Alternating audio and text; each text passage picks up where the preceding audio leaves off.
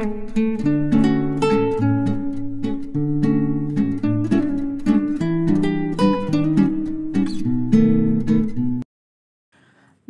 বন্ধুরা, আজ ভিন্ন স্বাদের একটি ডিমের রেসিপি নিয়ে চলে এসেছি।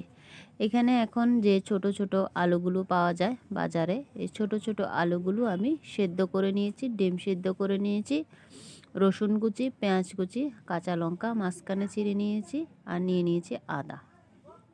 আর এখন যে কাঁচা টমেটোগুলো বের হয়, এই দুটো কাঁচা টমেটো বড় থেকে আমি গ্রেটার দিয়ে গ্রেট করে নিয়েছি।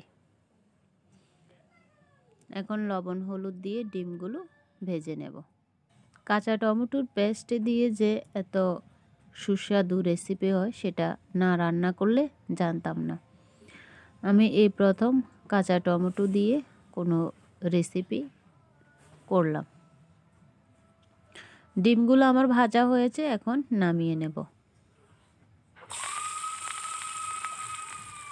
এখন কড়াইতে যে তেলটা আছে তার মধ্যে আমি পেঁয়াজ কুচি, রসুন কুচি, মাঝখানে চিড়ে রাখা লঙ্কা, এলাচ, দারচিনি দিয়ে দিচ্ছি। পেঁয়াজটা একটু ভেজে নেব। পেঁয়াজটা ভাজা হয়েছে, এখন আমি মশলা দিয়ে দিচ্ছি। এখানে যে গ্রেটার দিয়ে গ্রেট করে যে দুটো টমেটো নিয়েছি তার সাথে আমি হলুদ গুঁড়ো, গ্রেট করে আদা, জিরের গুঁড়ো দিয়ে দিয়েছি। এখন সামান্য পরিমাণে জল দিয়ে এটা কষিয়ে নেব।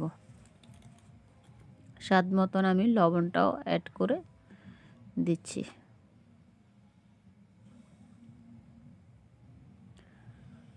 এখন মশলাটা কষিয়ে নেব।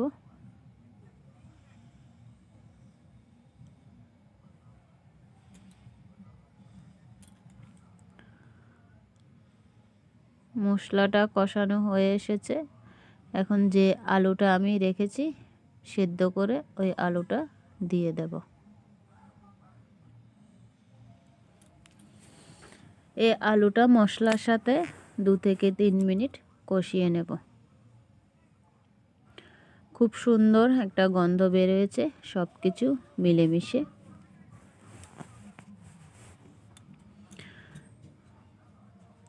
ভাজা হয়েছে, এখন পরিমাণ মতন জল দিয়ে দিচ্ছি। জল দিয়ে দিলাম, এখন ডিমগুলো দিয়ে দিয়েছি।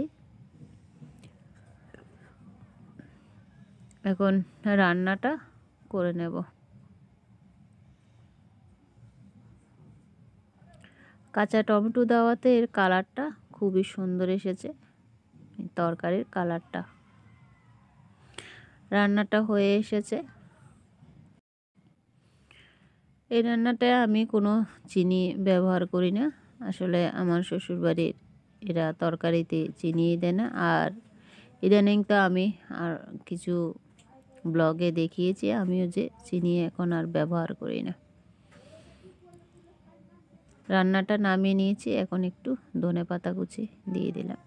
কাঁচা টমেটো দেওয়াতে এই ডিমের তরকারির কালারটা একদম ভিন্ন ধরনের এসেছে। আশা করি আপনাদের কাছে ভালোই লাগবে। ভালো লাগলে অবশ্যই কমেন্ট করে জানাবেন, এবং পরবর্তীতে আরও নতুন নতুন ভিডিও পাওয়ার জন্য যারা নতুন এসেছেন চ্যানেলটি অবশ্যই সাবস্ক্রাইব করে দিয়ে আপনারা আমার পাশে থাকবেন।